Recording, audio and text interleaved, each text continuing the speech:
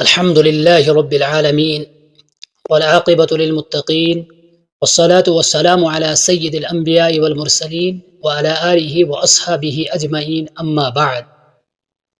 وعن أبي هريرة رضي الله تعالى عنه قال قال رسول الله صلى الله عليه وسلم إن أول ما يحاسب به العبد من عمله يوم القيامة صلاته فَإِن صَلَحَتْ فَقَدْ أَفْلَحَ وَأَنْجَحَ۔ حضرت نبی اکرم صلی اللہ علیہ وسلم نے بیان فرمایا کہ سب سے پہلے قیامت کے دن انسان سے جس عمل کا حساب لیا جائے گا وہ نماز ہے۔ فَإِن صَلَحَتْ، اگر اس کی نماز ٹھیک ہو گئی، فَقَدْ أَفْلَحَ وَأَنْجَحَ، تو یقیناً وہ شخص کامیاب اور سرخرو ہو جائے گا۔ وَإِن فَسَدَتْ فَقَدْ خَابَ وَخَسِرَ، اگر اس کی نماز میں کوتاہی ہوگی تو وہ ناکام ہوگا، نامراد ہوگا۔ فَإِنِ انْتَقَصَ مِنْ فَرِيضَتِهِ شَيْئًا قَالَ الرَّبُّ عَزَّ وَجَلَّ انظُرُوا هَلْ لِعَبْدِي مِنْ تَطَوُّعٍ فَيُكَمَّلُ۔ پھر آپ صلی اللہ علیہ وسلم نے فرمایا کہ میرے بندے کو دیکھو، کیا اس کے پاس کوئی نوافل ہے؟ اگر اس کے فرائض میں نقصان ہوگا، کمی ہوگی، تو کیا میرے بندے کے پاس کوئی نوافل موجود ہے؟ اگر موجود ہے تو فَيُكَمَّلُ، ان نوافل کے ذریعے سے اس فرائض کی کمی کو پورا کرو۔ پھر نبی اکرم صلی اللہ علیہ وسلم فرمایا ثُمَّ يَكُونُ سَائِرُ اعمالہ علی ھذا، اسی ترتیب سے اس شخص کے اعمال کا حساب لیا جائے گا۔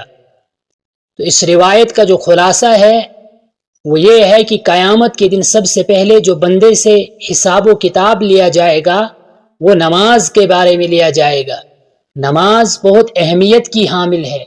نبی اکرم صلی اللہ علیہ وسلم نے بیان فرمایا العہد الذی بیننا وبینہم الصلاۃ فمن ترکہا فقد کفر، کہ ہمارے اور ان منافقین کے درمیان جو عہد ہے وہ نماز کا ہے۔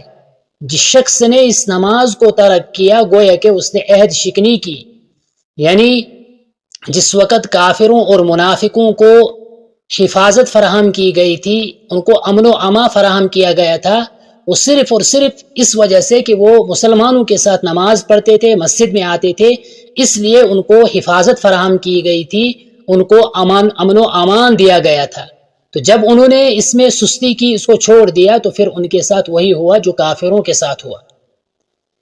تو اس روایت میں نبی اکرم صلی اللہ علیہ وسلم فرمایا کہ سب سے پہلے جو حساب لیا جائے گا بندے سے وہ نماز کے بارے میں ہے۔ ایک دوسری روایت میں آتا ہے کہ قیامت میں سب سے پہلے جو حساب و کتاب ہوگا وہ ناحق قتل کے بارے میں ہوگا۔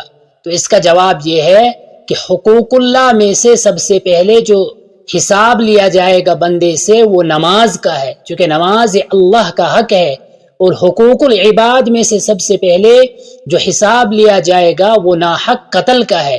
جیسے کہ ایک روایت میں آتا ہے کہ اول ما يحاسب العبد الصلاۃ واول ما يقضى بین الناس فی الدماء، کہ سب سے پہلے جو بندے سے حساب لیا جائے گا وہ نماز کا ہے، اور سب سے پہلے جو بندوں کے درمیان فیصلہ کیا جائے گا وہ ناحق قتل کا ہے۔ تو اس روایت میں آیا ہے کہ اگر کسی شخص کے فرائض میں نقصان ہو، فرائض میں کمی ہو، تو کیا اس نوافل کے ذریعے سے اس کی فرائض کی بھرپائی ہوگی یا نہیں؟ تو اس میں بعض حضرات نے، جیسے قاضی ابو بکر العربی نے ہے، انہوں نے فرمایا ہے کہ حقیقتاً نفل کو فرائض کا درجہ دیا جائے گا، لیکن جمہور علماء کرام کا کہنا یہ ہے کہ اگر کسی شخص نے فرض چھوڑا ہو تو اس کی بھرپائی 1000 نوافل سے بھی نہیں ہوگی، کہ 1000 نوافلیں بھی اگر کسی نے پڑھی ہو تو اس سے بھی اس کی بھرپائی نہیں ہوگی۔ ہوگا یہ کہ فرائض میں جو کمی اور کوتاہی رہ گئی ہو، ان کی ادائیگی جس طریقے سے کرنی تھی اس طریقے سے نہ ہو سکی ہو، تو ان کی بھرپائی نوافل کے ذریعے سے کی جائے گی۔ تو یہ نماز ہے، اس نماز کے بغیر کوئی چارہ کار نہیں ہے۔ جیسے کہ صحابہ کرام کے بارے میں آتا ہے کہ صحابہ کرام کسی ایسے عمل کو کفر کا سبب اور ذریعہ نہیں سمجھتے تھے سوائے نماز کے، یعنی جو شخص نماز چھوڑتا تھا تو صحابہ سمجھتے تھے اس نے کفر کیا، تو یہ صحابہ تھے کہ بے نمازی کو گویا کہ کافر سمجھتے تھے۔ تو ہمیں اس نماز کی کتنی پابندی کرنی چاہیے، نماز کے بغیر چونکہ کوئی چارہ کار نہیں۔ قرآن کریم میں متعدد مقامات پر اللہ رب العزت نے اس نماز کی ترغیب دی ہے، تلقین دی ہے، نماز پڑھنے کا حکم دیا ہے کہ نماز پڑھو، حافظوا علی الصلوات والصلاۃ الوسطی، کہ نماز پڑھو، درمیانی نمازوں کی پابندی کرو۔ متعدد بے شمار مقامات پر اللہ رب العزت نے ہم کو حکم دیا ہے، تو اس نماز کی پابندی کرنی ہے۔ نماز بے نمازی کی نحوست بہت زیادہ ہوتی ہے، بے نمازی کو برکت نہیں ہوتی ہے، رزق میں برکت نہیں ہوتی ہے، پریشانیاں ہی پریشانیاں ہوتی ہے۔ اس لیے نماز کو اہتمام سے ہم پڑھیں، نماز کے ہم پابندی کریں اور جماعت کے ساتھ مرد حضرات پڑھیں، اور جو عورتیں ہیں وہ اپنے گھر میں نماز پڑھے تو اللہ ہمیں دنیا میں بھی سرخرو کرے گا اور آخرت میں بھی سرخرو کرے گا۔ اللہ رب العزت عمل کرنے کی توفیق عطا فرمائے۔